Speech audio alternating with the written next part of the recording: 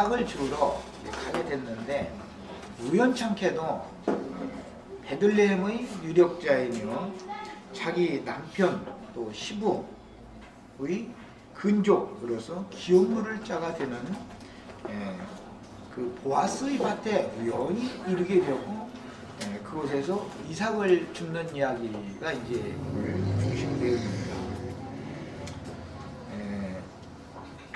오늘 말씀 중에서는 뭐 다 은혜가 있으시니까 다 나름대로의 어떤 말씀들이 비춰지겠지만 왜 하필이면 룻이 그 뭘 보면 이방 땅인 모압 땅 율법에 의하면 십대뿐 아니라 영원토록 여호와의 총회에 들어올 수 없도록 저주를 받았던 민족이었던 모압 족속인 룻이 젊은 나이에 남편을 사별해서 과부가 생가부가 돼가지고 그 시어머니를 따라서 이제 낯선 이방 땅인 히브리인들의 그 중에서도 유대 지파의 기업으로 쓰였던 에브라스의 베들레헴으로 그 시므를 따라서 이제 돌아오게 되었고 또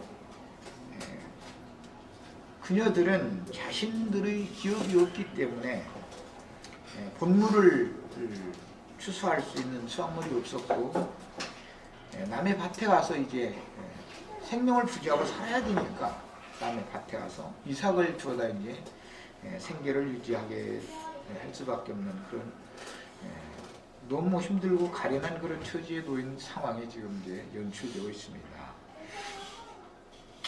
제가 이제 최근에 룻길을 자꾸 제3일 읽으면서 요즘 이제 눈물이 좀 포근해졌어요.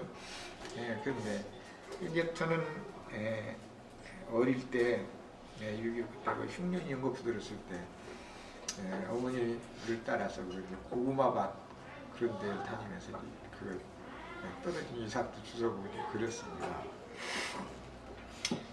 그래서 그 이삭 줍는다는 것이 뭔지를 알아요. 우리 형제 자매님들은 아마 이제 그런 것을 잘 모르실 거예요. 근데 이제 지금은 농사도 그렇게 하지 않으니까 하는 방식도 다르지만 이제 지금 그때만 해도 얼마 전까지만 해도 모두 수작업으로 이렇게 농사를 했기 때문에 배를 베는 것도 보리를 베는 것도 다 이제 사람들이 일일이 뱄죠. 지금은 이제 좋은 기계가 나와서 쉽게 이제 추수를 하는데 사람의 손으로 수작업을 해서 그 보리나 밀이나 혹은 뭐 벼나 이런 것을 베다 보면은 아무래도 이제 손에서 다 잡히질 않고 몇 가닥씩 떨어지기 마련이고 흘리기 마련이죠. 그러면 그 베는 논에서는 직접 그때만 해도 이제 인심이 좀 이제 흉흉하니까 설마 먹고 살기 힘드니까 이삭 줍는 사람들을 못하게 했죠. 왜냐하면 볕단에서 이제 보리집 단에서 직접 이렇게 빼내도 뭐라고 하기가 곤란하니까 추수가 끝난 다음에 다 치운 다음에 그 밭에서 와서 이제 이삭을 줍는 거는 하라고 그랬지만 지금 이 룻이 이삭을 줍는 것과 같이 베고 있는 그 밭에서 이삭을 줍게는 허락을 하지 않았습니다. 그런데 지금 여기서 이제 상황이 이제 다른 상황이죠. 그런 것은 하나님의 말씀을 이제 다 응하게 하려고 하는 일인 것인데 이방 여인 룻이 오늘 말씀에 의하면 우연히 엘리멜렉의 친족인 보아스에게 속한 밭에 이르게 됐다고 그랬습니다. 그러면 뭐 사람이 생각하자면 그럴 수도 있겠지. 그렇지만 이제 이것은 성경이니까 말하고자 하는 어떤 의도가 숨어 있는 것이죠.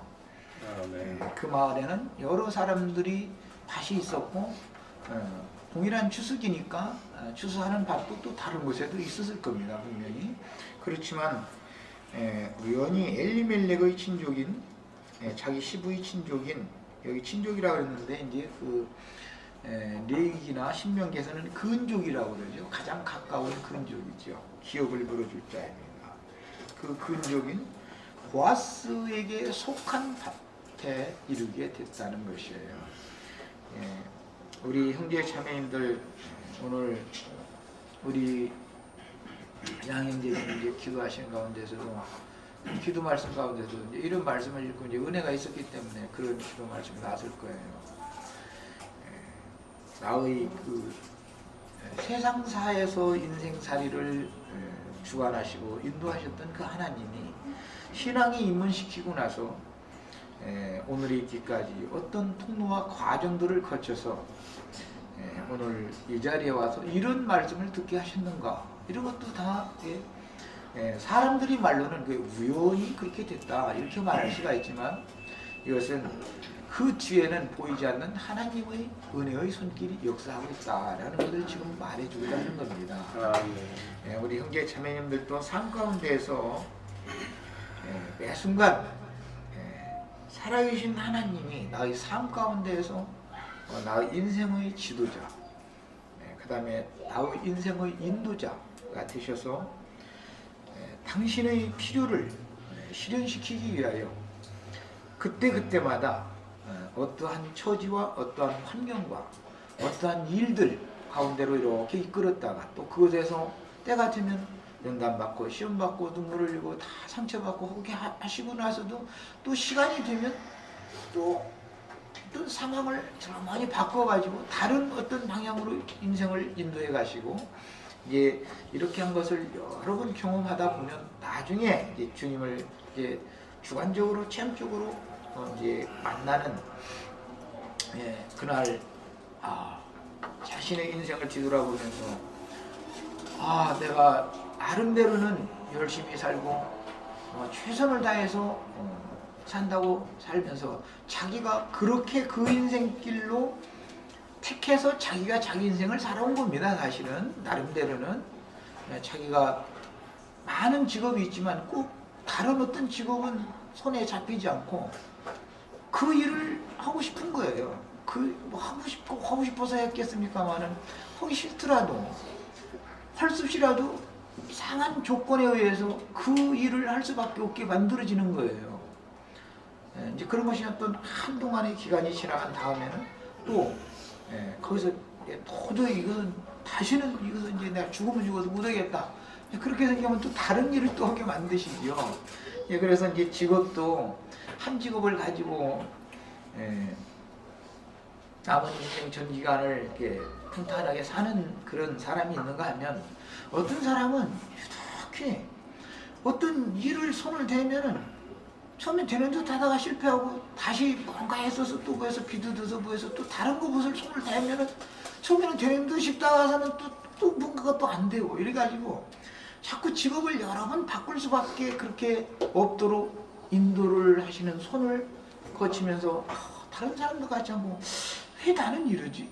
그리고 이제 자신을 볼 때 내가 그렇게 다른 사람들은 뭐 팔이 없어, 다리가 없어, 그렇다고 두뇌가 뭐 누구보다 뭐 멍청해서 무슨 그냥 너무 떨어지는 사람이야. 그런데 자신을 자꾸 바라보면서 자꾸 이게 웬일이지 이렇게 하다가 보면 어느 날 이제 주님께서 그에게 은혜로 찾아오셔가지고 그 영혼을 이렇게 오늘 그 찬송 배운 것처럼 만지시면 그때 주님의 손에 의해서 안수를 받는 그 순간 사람은 다 무릎을 꿇게 마련이고, 전능자의 그 발 앞에서 무릎을 꿇을 때 그렇게 물 알지도 못하면서도